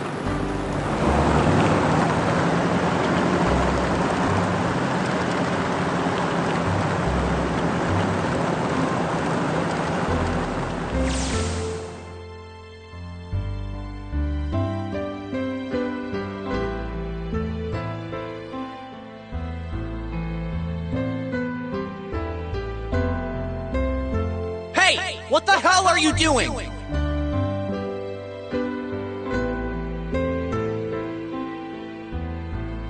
Help me! Officer, please! You have to come with me!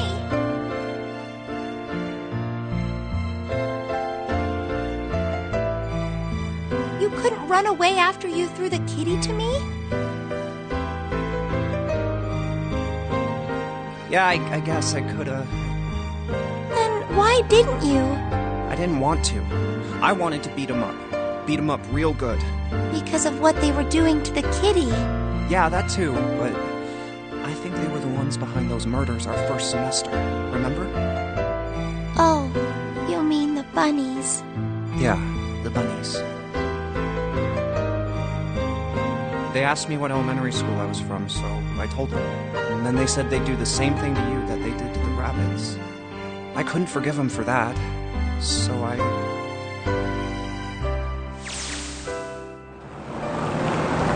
Hey, there's still some stuff I don't get. Like Ace. Well, guess I should say Guitaro Hongo. Why did he create the Nonary project? Anybody? Any ideas? Why don't you ask him yourself? He's still in the trunk, I assume?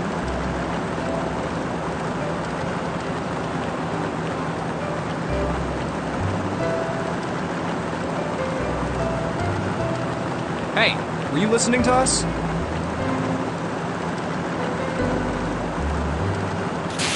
Come on, I know you were. Answer me.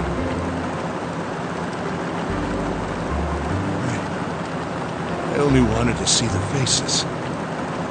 Human faces. I thought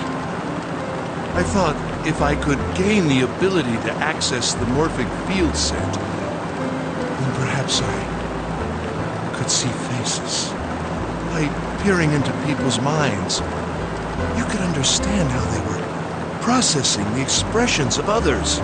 That's it? Yes.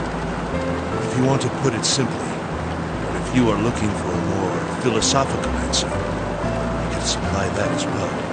You see, the human collective consciousness...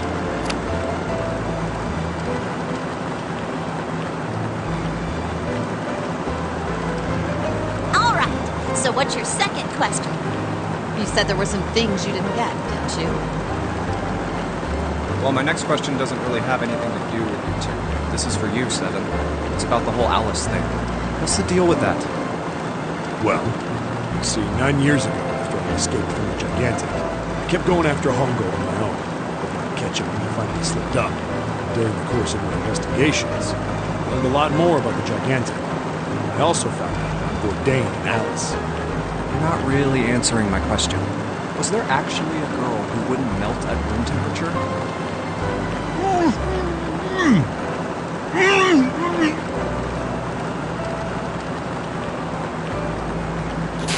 What? Alice doesn't exist. 9 years ago, I found Alice's coffin behind the library on the bottom deck. There was nothing in it but the root of a peculiar plant. My research determined that it was a member of the genus Madrigal, of the family Solanaceae. I was able to extract a particular alkaloid from it. I used that extract to create Soperin. Its creation was a tremendous boon to my firm, and we grew rapidly.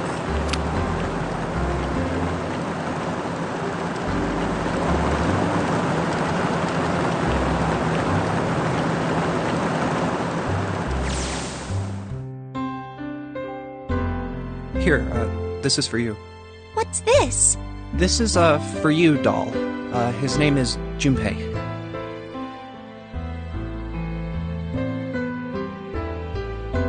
Jumpy, are you sure it's, for you, doll? Huh? Yeah, the lady at the shop said so, that means it's for you, right? Are you sure it's not a voodoo doll? Wait, what? That's... Oh, man. Well, it sure looks like a voodoo doll. I mean, you do know what a voodoo doll is used for, right? Yeah, I guess calling it Junpei isn't a very good idea then. Why are you giving me this anyway? It just seems really sudden. You know how after June, we aren't going to get to see each other too much? I mean, we're going to be in different schools, and I just thought I'd, Oh, okay, well, how about we call it June then? Okay. So, I wanted to give you this. You sound like some sort of tribal chief in a bad movie. Yes. I, head of tribe. This doll, traditional charm of tribe. So I give this. It me. So we always together. Oh, Jumpy. If something bad, then hold and pray. I go wherever you are. So here, take. Thank you. Thank you so much, Jumpy. Oh, Jumpy. I'll never forget you. I promise. I'll never forget you either.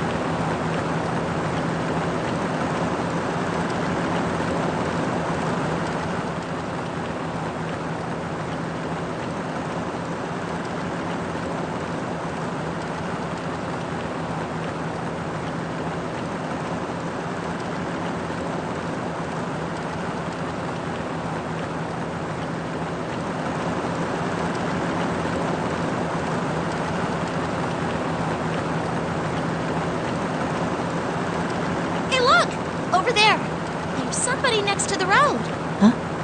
What? Hmm?